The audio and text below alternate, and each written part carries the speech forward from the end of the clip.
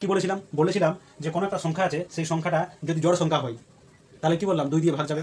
তো এখানে দেখো, আমরা এখানে এর জায়গাতে 0 বসাতে পারি, এর জায়গাতে 2 বসাতে পারি, এর জায়গাতে 4 বসাতে পারি, এর জায়গাতে 6 বসাতে পারি, এর জায়গাতে 8 বসাতে পারি। এইগুলো আমরা বসাতে পারি। যদি 2 বসাও তার জোড় সংখ্যা হচ্ছে, যদি 4 বসাও তার পুরোটা জোড় সংখ্যা হচ্ছে। নমস্কার বন্ধুরা, তোমাদের সবাইকে স্বাগত জানাই আজকের এই ক্লাসটিতে। আজকে আমরা এখানে আলোচনা করব বিভাজ্যতা যাচাই বা ইংরেজিতে যাকে বলা হয় ডিভিজিবিলিটি চেক। এখানে আমরা দেখব যে কোনো একটা সংখ্যা আছে, সেই সংখ্যাটা 2 দ্বারা, 3 দ্বারা, 4 দ্বারা, 5 দ্বারা বিভাজ্য হবে কি বিভাজ্য হবে না, সেটা আমরা যাচাই করতে শিখব। তো ক্লাসটা শুরু করার আগে তোমাদের কাছে একটা অনুরোধ থাকবে, যদি কোনো প্রকারে আমি এই যে বিভাজ্যতা যাচাই আছে তার যে প্রয়োজনীয়তা বা কী জন্য এটা আমরা শিখছি বা এটা ব্যবহার আমরা কোথায় করব, এটা যদি তোমাদের বোঝাতে পেরে গেছি কোনো প্রকারে, তাহলে ক্লাসটা কি করবে, লাইক করবে এবং এই ক্লাসটা যার প্রয়োজন তাকে কিন্তু শেয়ার করে দেবে। এরপর আমরা আসল বিষয়ে আসছি যে এই জিনিসটা আমরা শিখব, আমরা জানবো কেমন করে। তো এখানে একটা সাধারণ প্রশ্ন তোমাদের থাকে যে আমি এখানে কি বললাম যে কোনো একটা সংখ্যা থাকবে, ধরে নিচ্ছি 124। সেটা আমাকে বলতে হবে যে এই যে সংখ্যাটা আছে 124, সেটা 2 দ্বারা ভাগ যাচ্ছে কিনা, 3 দ্বারা ভাগ যাচ্ছে কিনা, 4 দ্বারা ভাগ যাচ্ছে কিনা, 5 দ্বারা ভাগ যাচ্ছে কিনা। তো এখানে সাধারণ প্রশ্নটা হলো এরকম যে আমরা ভাগ করে তো চেক করলেই তো বোঝা যাচ্ছে যে সাধারণভাবে যে যেমন 2 দিয়ে যদি আমি দেখি তাহলে কত হচ্ছে 6 দুগুণে 12, আর এখানে 4 নাম্বার, এখানে 2 দুগুণে 4, তাহলে 2 দিয়ে ভাগ যাচ্ছে, আরাম সেটা বোঝা গেল। যেমন 3 দিয়ে যদি আমি এটাকে দেখি তাহলে কত হচ্ছে 124, এরকম করে হচ্ছে 3 4 12, আর এখানে 4 নামবে, 3 1 কে 3, মানে এখানে 1 নামবে। তাহলে এটা বাকি থেকে গেল, পুরোপুরি ভাগ গেল না, মানে 3 দ্বারা এটা বিভাজ্য নয়, 2 দ্বারা এটা বিভাজ্য হলো। কিন্তু পরীক্ষাতে আমাদের এত সময় থাকবে না যে এই রকম আমরা ভাগ করে করে দেখব যে এটা ভাগ যাচ্ছে কি ভাগ যাচ্ছে না। সেখানে আমাদের মানে কিছুগুলো কায়দা বা কিছুগুলো নিয়ম আমাদের মনে রাখতে হবে, যার সাহায্যে আমরা দেখা মাত্র বলে দিতে পারবো যে সেটা খুব কম সময়ের মধ্যে যে সেটা 2 দ্বারা ভাগ যাচ্ছে কিনা, 3 দ্বারা ভাগ যাচ্ছে কিনা। এবং এটা সম্বন্ধে কিছুগুলো অঙ্ক থাকে, সেই অঙ্কগুলো আমরা পরে পরে দেখতে পাবো।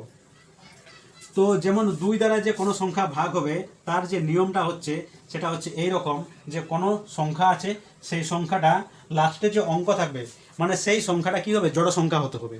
কি হতে হবে, জড় সংখ্যা হতে হবে।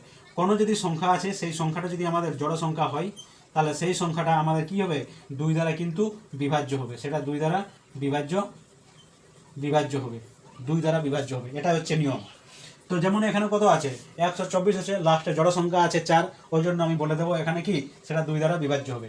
তোমাদের এটা শুনে নিয়ে সাধারণ একটা মনে হচ্ছে যে এটা আমরা কি শিখছি, কিন্তু যদি তোমাদের এখানে এই প্রশ্ন একটা করা হয় তাহলে তোমরা বুঝতে পারবে যে এটা শেখার মানেটা কীরকম হচ্ছে।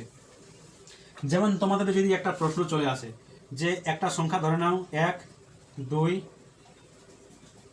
এ, এখানে একটা আলফাবেট আছে এ। এই যে সংখ্যাটা আছে, এই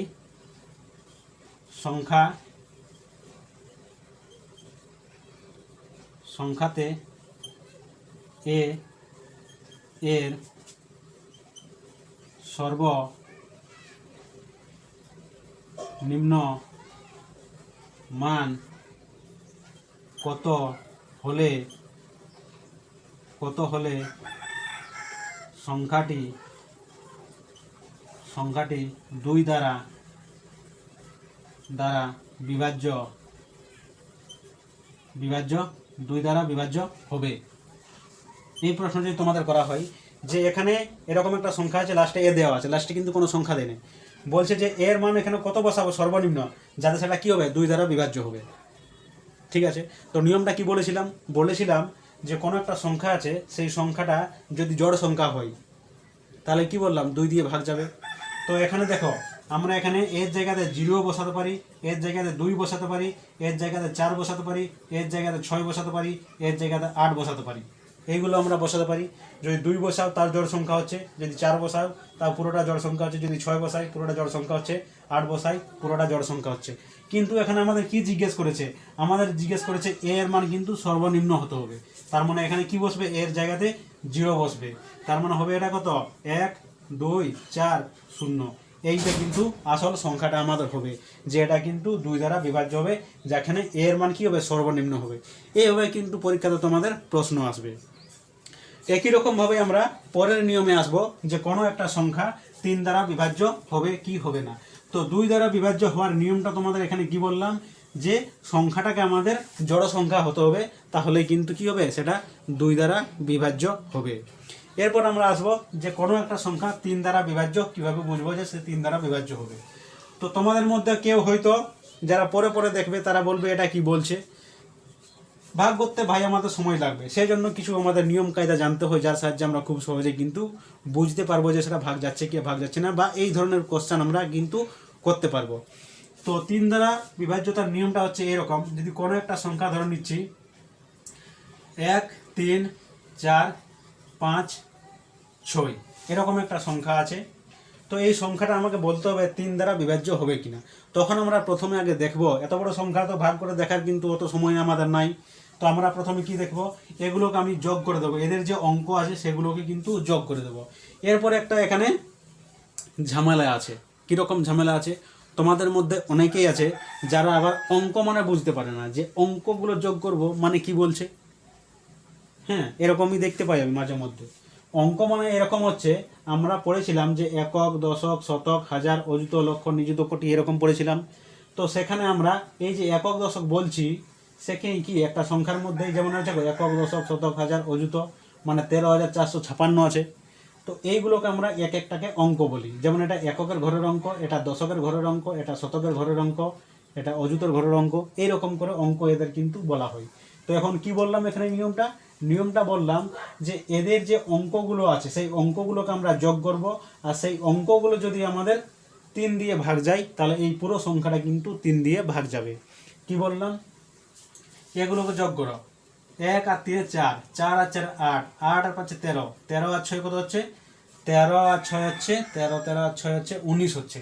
তাহলে 19 কি আমাদের 3 দিয়ে ভাগ যাবে, 3 দিয়ে আমাদের এই 19 কিন্তু 3 দ্বারা কিন্তু ভাগ যাবে না। তো সেই জন্য এটা কিন্তু 3 দ্বারা বিভাজ্য সম্ভব নয়। ঠিক আছে, এরপর তোমাদের এরকম করে একটা প্রশ্ন তোমাদের দিয়ে দেবে, যেমন এখানে এই সংখ্যাটাই দেখো, প্রশ্নটা কীরকমভাবে পরীক্ষায় থাকবে সেইটা দেখো। থাকবে যে যে 1 3 4 5 6 এখানে একটা বি বসিয়ে দেবে, দিয়ে তোমাদের বলবে এখানে বা এই সংখ্যাতে এখানে বি এর মান কত হলে সংখ্যাটি 3 দ্বারা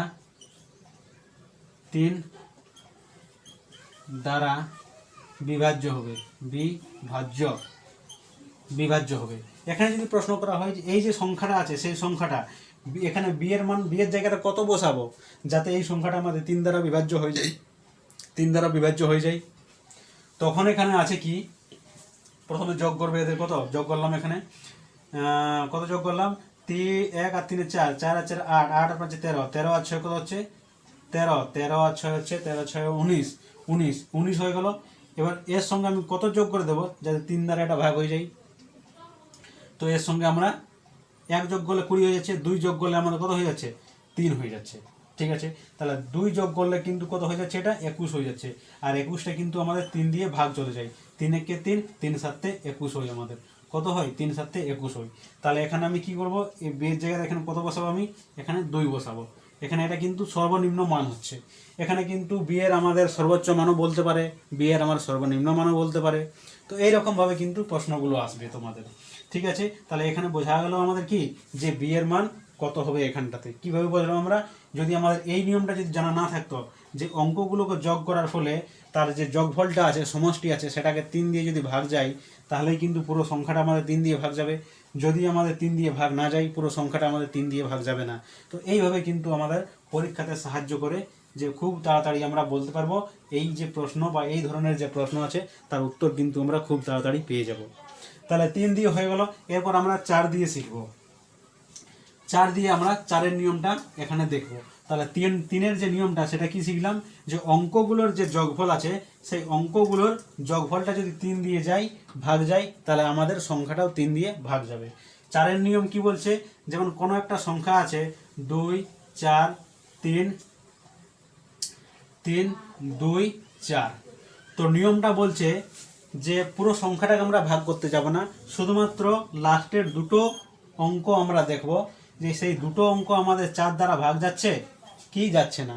যদি আমাদের এই দুটো অঙ্ক লাস্টের 4 দ্বারা ভাগ যায়, তাহলে পুরো যে সংখ্যাটা আছে সেই সংখ্যাটা আমাদের 4 দ্বারা ভাগ যাবে। এটাই হচ্ছে নিয়ম, ঠিক আছে।